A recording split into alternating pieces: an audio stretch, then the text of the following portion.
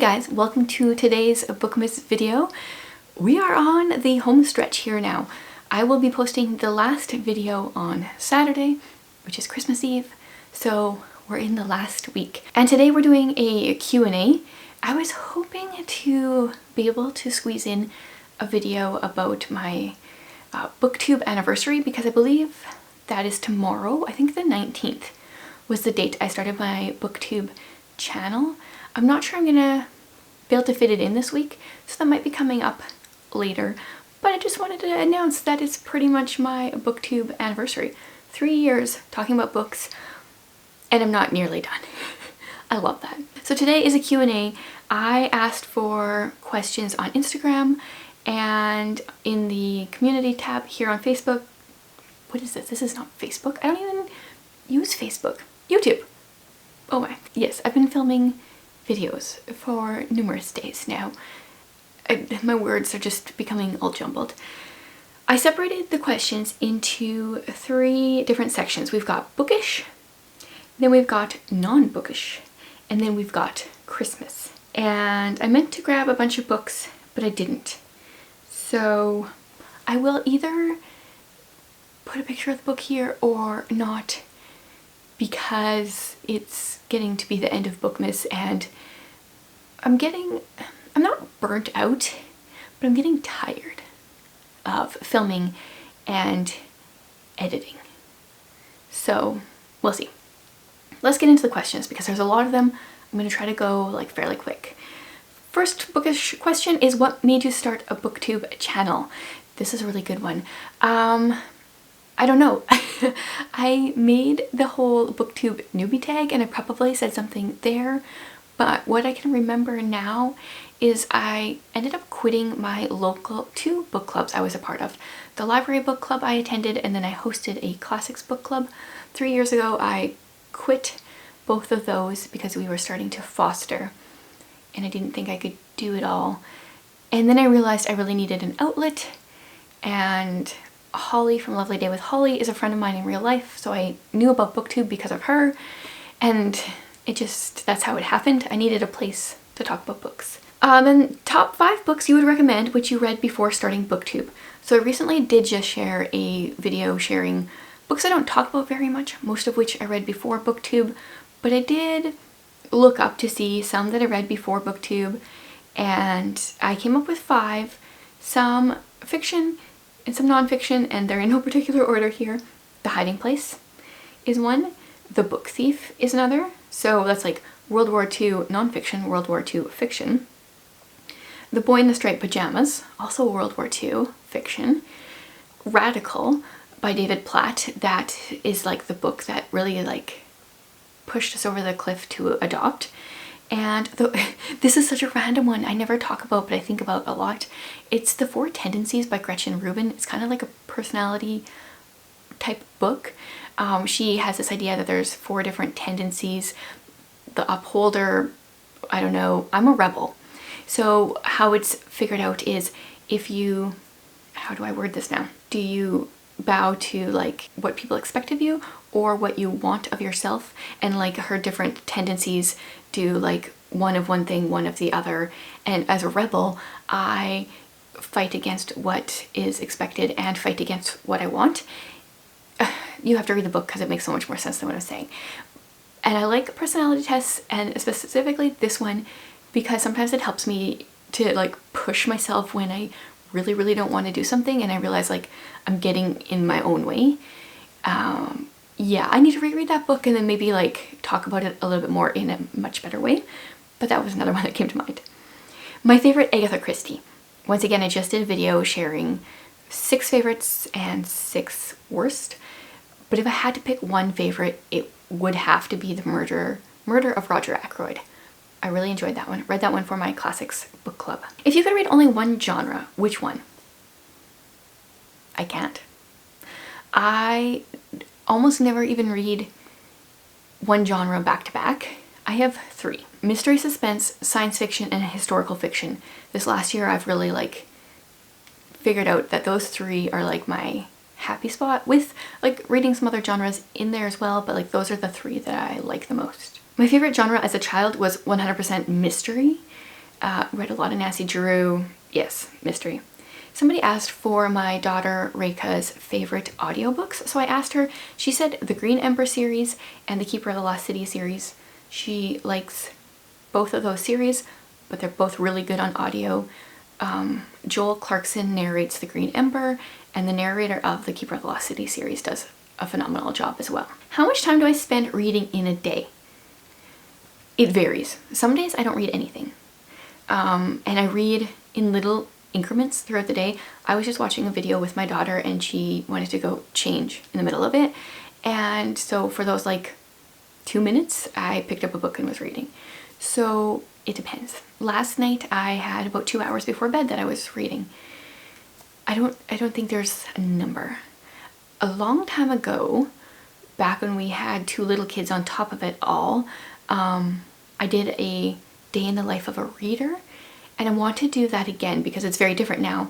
I had, how old was she? Like a 6-month-old or so at that time, plus he would have been 2.5-year-old, and then my older kids as well. So it's changed a lot. Okay, these are Christmas questions, but they're also like book questions. So my favorite Christmas nonfiction book, and I think I would go with Hidden Christmas by Tim Keller.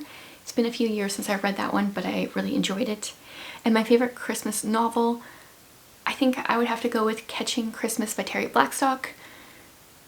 It's one of the few that I've actually like reread. So I've been new to reading Christmas books, minus like A Christmas Carol, since BookTube. So this is really only my 3rd year now reading them, I think.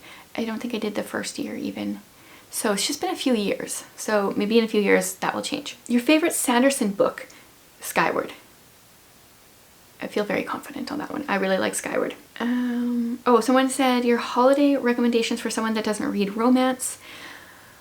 I did a live Christmas recommendations. You guys helped out and we did different genres. So I would say we check out that video. I just finished The Afterlife of Holly Chase and enjoyed that. I did a whole vlog for that over on Patreon. That one has a love interest, but not really a romance. Oh, no, what's it called?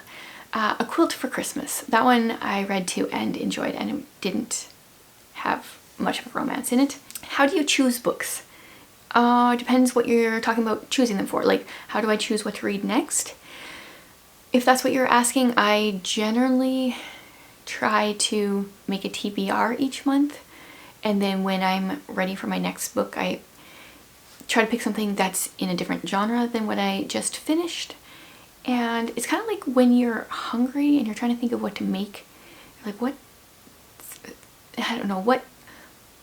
do I think is going to taste really good right now? That's kind of the mentality I go into choosing my next book for. Like what am I in the mood for? That, I don't know if that makes any sense, but that's what I do. Best books that have made you laugh out loud. This one, I know that there are some. Oh, I just said I was laughing out loud. Oh, that was just one part. I wouldn't say that one counts. Catching Christmas, I think, for the Luke Danes vibes. And I'm sure there's other ones, but I'm blanking. If you could choose 2 authors, living or dead, to co-author a book, who would it be and why? Okay, so this was hard because I have a lot of favorite authors and a lot of favorite genres, but I think I would go with L.M. Montgomery and Susie Finkbeiner. So we'd have like hard-hitting Christian fiction with good nature descriptions, and yeah, I think that would be really good. I feel like they're similar writing, and yet like the 2 of them together would be even better. Somebody asked what was my favorite book of the year, and somebody asked which book that you read this year would you most want to give as a gift to others, and I was really struggling with the first question, favorite book of the year, because I read so many different genres. I feel like I have a favorite book maybe in each category, each genre, but to pick a favorite out of those can be hard because they're so very different. But then I started looking at my nonfiction and it was pretty simple. I would say probably, the year's not over yet, but my favorite book of the year so far has been Adorning the Dark by Andrew Peterson. It is a non-fiction book, and it is all about, I feel like, our calling as Christians, and he worded it as to tell the truth as beautifully as we can. And yes, this was hard because the book you want to most to give as a gift to others, because it so depends on what people like to read, but I think that would be the one. Does your church have a book club? If so, how does this look? If not, would you consider starting one? No, our church does not. We don't have a whole lot for like organized programs. It's a small church. It was just planted well, quite a few years ago already now, like 7 years ago. We have done like a ladies book club before, and no, I would not really be interested in starting one because I'm currently attending one in my library. I feel like I want to use my book club time to be more of a witness for Christ than, I don't know. That's just what I feel like in the season, I guess. I'm not sure if, I feel like I didn't finish that thought, but I'm not really interested in starting a book club with my church. Is there one book you have read over and over? I think my most read book is You and Me Forever, Marriage in Light of Eternity by Francis and Lisa Chan. I have highlighted like 90% of that book already. What author have you read from the most? Okay, so I looked this up. We're not going to count Anne M. Martin because I read probably like all of the Babysitter's Club growing up. Other than her, Agatha Christie is next. I've read the most from her, and then after that is Brandon Sanderson. What was the first novel you ever read? I'm just gonna go with the Babysitter's Club because I really don't remember starting, like, reading any books before that. Okay, now onto the non-bookish questions. What advice or resources do you have for a couple considering foster care? Know that it's going to break your heart. Be ready for that, which you can't be ready for. I guess have a good community around you that can be supportive in whatever way that may be. If that's like helping babysit or just being like someone to listen, that might be my best advice. It's hard. It's worth it, but it's hard. My travel bucket list. Honestly, I want to go back to England. I want to go back to South Africa. And then I do want to see like Croatia, Italy, pretty much all of Europe. Those are my top places. Do I have other hobbies that don't involve books? What kind of mean question is that? Most of my hobbies involve books. Okay, kid interruption. I do puzzles. I generally do quite a bit of different crafting things in the winter. This year I really want to learn to crochet, write pen pal letters. I also like to create digital products. So it started out as a hobby and it's like turned into a business where I now have like a homeschool online membership and shop and stuff like that. So there's some things that don't involve books, but I really do like books. Contrary to what my username is here, though, I do not read all day. So I do other things. Favorite meal or snack? Ooh, I don't know if I'll ever really get sick of pizza. Yeah, pepperoni pizza. Favorite snack? Smart Food cheddar popcorn. How do you legally homeschool in Canada? Where I live, we just register with our local school division, tell them that that's what we're going to do, and then we have to submit a little plan for the year, very, very minor, and then a little roundup at the end of the year. How did you start writing your blog, or more specifically, did you experience perfectionism about writing it / fear of failure? How did I start? I just started. I don't know, I'm not, even like YouTube, I'm not scared to start stuff. What is failure? I mean, I don't know if there is such a thing as failure. I guess it depends what your goal is. I don't know. This is where I kind of like think of Andrew Peterson's tell the truth as beautifully as you can. I don't know. I just feel like I try to do what I feel like I've been called to do, what I'm gifted in. And if people want to be here listening to it or reading the blog, I'm very thankful for that. But if they're not, I don't know if I see it as failure. So I don't know. And I also just try to be super authentic. I feel like what you see is what you get, other than I don't talk for like 20 minutes straight in real life. Yeah, I'm not very helpful. I'm really good at starting things and not always good at continuing or finishing. I don't generally have a fear of that. So maybe that just is a personality thing. Does it ever feel strange that people you don't feel like they know you because of your videos. Sometimes when I leave comments on your videos, I wonder if I sound like a creeper. No, it doesn't. It doesn't feel weird. I did have somebody the other day when I was thrifting come up and say they knew me from my channel, and I totally froze and didn't know how to respond because that's never happened before. So I was really awkward, and therefore probably made them feel awkward. They didn't need to, it was just me. No, I don't know, I feel like I'm here sharing stuff, so you want people to be watching. And so if they are watching and paying attention, it's not creepy. No, I feel like we're friends. Okay, somebody wanted to know how I came to work in England. So in high school, grade 12, I decided to get my teaching English as a foreign language certificate, but because I wanted to go work in a different country teaching English. Obviously, I know that they know English in England. But you couldn't apply for jobs until you had your certificate, and I did that this summer after high school. So I decided to start looking into becoming an au pair, which is very much like a nanny. And I found a position in England off of a website and decided that that's what I was going to do after I took my teaching English as a foreign language certificate, which then I never ever used again, really. I just took it. Then I went in the fall after high school and worked as an au pair.